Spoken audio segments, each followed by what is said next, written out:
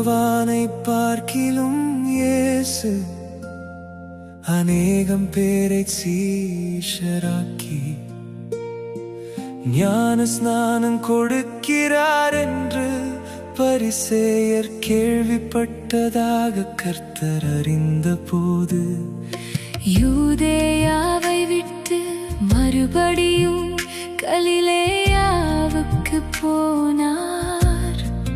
இயேசு தாமே ஞான ஸ்நானம் கொடுக்கவில்லை, அவருடைய சீஷர்கள் கொடுத்தார்கள்.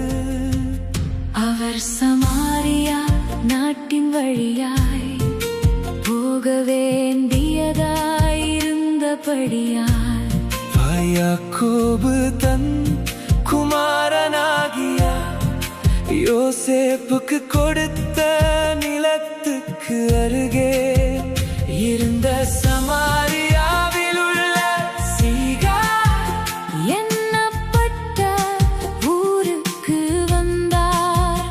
அங்கே யாக்கோபுடைய கிணறு இருந்தது. இயேசு பிரயாணத்தினால் இளைப்படைந்தவராய் அந்த கிணற்றின் அருகே உட்கார்ந்தார். அப்பொழுது ஏறக்குறைய 6 மணி வேளையாயிருந்தது. அவருடைய சீஷர்கள் போஜன பதார்த்தங்களை கொள்ளும்படி ஊருக்குள்ளே போயிருந்தார்கள். அப்பொழுது சமாரியா நாட்டாளாகிய ஒரு ஸ்திரீ தண்ணீர் மொள்ள வந்தாள். இயேசு அவளை நோக்கி தாகத்துக்கு தா என்றார். யூதர்கள் சமாரியருடனே சம்பந்தங்களவாதவர்களானபடியால் சமாரிய ஸ்திரீ அவரை நோக்கி, நீர் யூதனாயிருக்க சமாரியா ஸ்திரீயாகிய என்னிடத்தில் தாகத்துக்கு தா என்று எப்படி கேட்கலாம் என்றாள். இயேசு அவளுக்கு பிரதியுத்தரமாக, நீ தேவனுடைய ஈவையும் தாகத்துக்கு தா என்று உன்னிடத்தில் கேட்கிறவர் இன்னார் என்பதையும் அறிந்திருந்தாயானால் நீயே அவரிடத்தில் கேட்டிருப்பாய், அவர் உனக்கு ஜீவ தண்ணீரை கொடுத்திருப்பார் என்றார். அதற்கு அந்த ஸ்திரீ, ஆண்டவரே, மொண்டு கொள்ள உம்மிடத்தில் பாத்திரமில்லையே, கிணறும் ஆழமாயிருக்கிறதே, பின்ன எங்கே இருந்து உமக்கு ஜீவத்தின் நீர் உண்டாகும். இந்த கிணற்றை எங்களுக்கு தந்த நம்முடைய பிதாவாகிய யாக்கோபை பார்க்கிலும் நீர் பெரியவரோ, அவரும் அவர் பிள்ளைகளும் அவர் மிருக ஜீவன்களும் இதிலே குடித்ததுண்டே என்றாய். இயேசு அவளுக்கு பிரதியுத்தரமாக, இந்த தண்ணீரை குடிக்கிறவனுக்கு மறுபடியும் தாகம் உண்டாகும். நான் கொடுக்கும் தண்ணீரை குடிக்கிறவனுக்கு ஒரு காலும் தாகம் உண்டாகாது. நான் அவனுக்கு கொடுக்கும் பொன்னீர் அவனுக்குள்ளே நித்திய ஜீவகாலமாய் ஊறுகிற நீரூற்றாயிருக்கும் என்றார். அந்த ஸ்திரீ அவரை நோக்கி, ஆண்டவரே, எனக்கு தாகம் உண்டாகாமலும் நான் இங்கே மொள்ளிக்கொள்ள வராமலும் இருக்கும்படி அந்த தண்ணீரை எனக்கு தர வேண்டும் என்றாள். இயேசு அவளை நோக்கி, நீ போய் உன் புருஷனை இங்கே அழைத்து கொண்டு வா என்றார். அதற்கு அந்த ஸ்திரீ, எனக்கு புருஷன் இல்லை என்றாள். இயேசு அவளை நோக்கி, எனக்கு புருஷன் இல்லை என்று நீ சொன்னது சரிதான். 5 புருஷர் உனக்கு இருந்தார்கள், இப்பொழுது உனக்கு இருக்கிறவன் உனக்கு புருஷன் அல்ல, இதை உள்ளபடி சொன்னாய் என்றார். அப்பொழுது அந்த ஸ்திரீ அவரை நோக்கி, ஆண்டவரே, நீர் தீர்க்கதரிசி என்று காண்கிறேன். ஈசி எங்கள் பிதாக்கள் இந்த மலையிலே தொழுது கொண்டு வந்தார்கள். நீங்கள் எருசலேமில் இருக்கிற ஸ்தலத்திலே தொழுது கொள்ள வேண்டும் என்கிறீர்களே என்றாள்.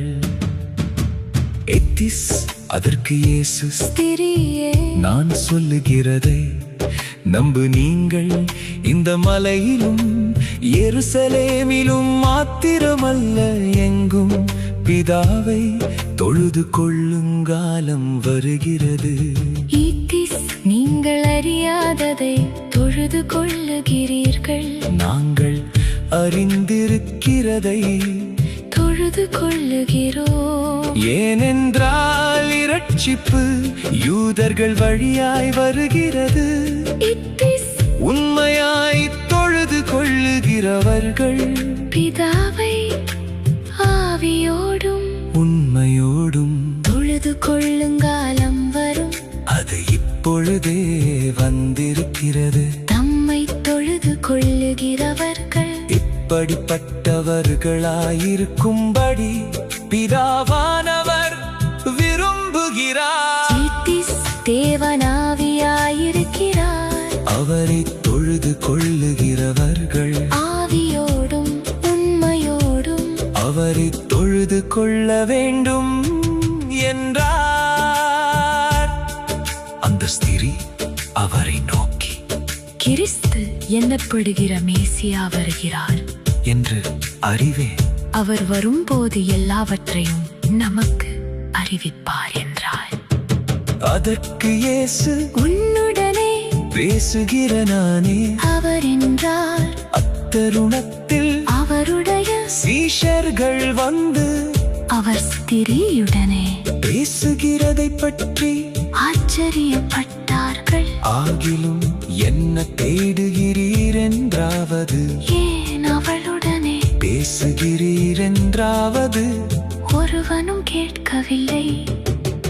அப்பொழுது அந்த ஸ்திரீ தன் குடத்தை வைத்துவிட்டு ஊருக்குள்ளே போய் ஜனங்களை நோக்கி, நான் செய்த எல்லாவற்றையும் ஒரு மனுஷன் எனக்கு சொன்னார், அவரை வந்து பாருங்கள்.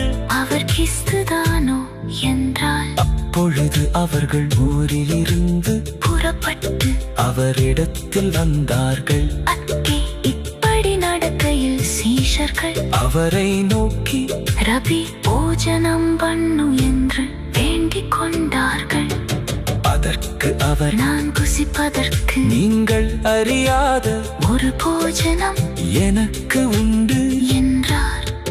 அப்பொழுது சீஷர்கள் ஒருவரையொருவர் பார்த்து, யாராவது அவருக்கு போஜனம் கொண்டு வந்திருப்பானோ என்றார்கள். இயேசு அவர்களை நோக்கி, நான் என்னை அனுப்பினவருடைய சித்தத்தின்படி செய்து அவருடைய கிரியையை முடிப்பது என்னுடைய போஜனமாயிருக்கிறது. அறுப்பு காலம் வருகிறதற்கு இன்னும் 4 மாதம் செல்லும் என்று நீங்கள் சொல்லுகிறதில்லையா? இதோ வயல் நிலங்கள் இப்பொழுது அறுப்புக்கு விளைந்திருக்கிறதென்று உங்கள் கண்களை ஏறெடுத்து பாருங்கள் என்று நான் உங்களுக்கு சொல்லுகிறேன். சத்திஸ் விதைக்கிறவனும் அறுக்கிறவனுமாகிய இருவரும் ஒருமித்து சந்தோஷப்படத்தக்கதாக அறுக்கிறவன் கூலியை வாங்கி நித்திய ஜீவனுக்காக பலனை சேர்த்து கொள்ளுகிறான். விதைக்கிறவன் ஒருவன், அறுக்கிறவன் ஒருவன் என்கிற மெய்யான வழக்கச் சொல் இதனாலே விளங்குகிறது. நீங்கள் பிரயாசப்பட்டு பயிரிடாததை அறுக்க நான் உங்களை அனுப்பினேன். மற்றவர்கள் பிரயாசப்பட்டார்கள், அவர்களுடைய பிரயாசத்தின் பலனை நீங்கள் பெற்றீர்கள் என்றார். நான் செய்த எல்லாவற்றையும் எனக்கு சொன்னார் என்று சாட்சி சொன்னார். அந்த ஸ்திரீயினுடைய வார்த்தையின் நிமித்தம் அந்த ஊரில் உள்ள சமாரியரில் அநேகர் அவர் மேல் விசுவாசமுள்ளவர்களானார்கள். சமாரியர் அவரிடத்தில் வந்து தங்களிடத்தில் தங்க வேண்டுமென்று அவரை வேண்டிக் கொண்டார்கள். அவர் 2 நாள் அங்கே தங்கினார். அப்பொழுது அவருடைய உபதேசத்தின் நிமித்தம் இன்னும் அநேகம் பேர் விசுவாசித்து அந்த ஸ்திரியை நோக்கி, உன் சொல்லி நிமித்தம் அல்ல, அவருடைய உபதேசத்தை நாங்களே கேட்டு அவர் மெய்யாய் கிறிஸ்துவாகிய உலக இரட்சகர் என்று அறிந்து விசுவாசிக்கிறோம் என்றார்கள். 2 நாளைக்கு பின்பு அவர் அவ்விடம் விட்டு புறப்பட்டு கலிலேயாவுக்கு போனார். ஒரு தீர்க்கதரிசிக்கு தன் சொந்த ஊரிலே கனமில்லை என்று இயேசு தாமே சொல்லியிருந்தார். அவர் கலிலேயாவில் வந்த போது எருசலேமில் பண்டிகையிலே அவர் செய்த எல்லாவற்றையும் பார்த்திருந்த கலிலேயர் அவரை ஏற்றுக்கொண்டார்கள். அவர்களும் பண்டிகைக்கு போயிருந்தார்கள். பின்பு இயேசு தாம் தண்ணீரை திராட்சரசமாக்கினார். கலிலேயாவில் உள்ள கானா ஊருக்கு மறுபடியும் வந்தார். அப்பொழுது கப்பர்நகூமிலே ராஜாவின் மனுஷரில் ஒருவனுடைய குமாரன் வியாதியாயிருந்தான். இயேசு யூதேயாவிலிருந்து கலிலேயாவுக்கு வந்தார் என்று அந்த மனுஷன் கேள்விப்பட்ட போது அவரிடத்திற்கு போய் தன் மகன் மரண அவஸ்தையாய் இருந்தபடியினாலே அவனை குணமாக்கும்படிக்கு வர வேண்டும் என்று அவரை வேண்டிக் கொண்டார். அப்பொழுது இயேசு அவனை நோக்கி, நீங்கள் அடையாளங்களையும் அற்புதங்களையும் காணாவிட்டால் விசுவாசிக்க மாட்டீர்கள் என்றார். அதற்கு ராஜாவின் மனுஷன், ஆண்டவரே, என் பிள்ளை சாகிறதற்கு முன்னே வர வேண்டும் என்றான்.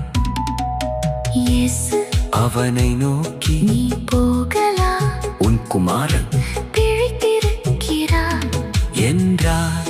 அந்த மனுஷன் இயேசு சொன்ன வார்த்தையை நம்பிப் போனான். அவன் போகையின் அவனுடைய ஊழியக்காரர் அவனுக்கு எதிர்கொண்டு வந்து, உம்முடைய குமாரன் பிழைத்திருக்கிறார் என்று அறிவித்தார்கள். அப்பொழுது எந்த மணி நேரத்தில் அவனுக்கு குணமுண்டாயிற்று என்று அவர்களிடத்தில் விசாரித்தான். அவர்கள் நேற்று 7ஆம் மணி நேரத்தில் ஜுரம் அவனை விட்டது என்றார்கள். உன் குமாரன் பிழைத்திருக்கிறான் என்று இயேசு தன்னுடனே சொன்ன மணி நேரம் அதுவே என்று தகப்பன் அறிந்து அவன் கேட்டார். அனைவரும் விசுவாசித்தார்கள். இயேசு யூதேயாவிலிருந்து கலிலேயாவுக்கு திரும்பி வந்த பின்பு இது அவர் செய்த 2ஆம்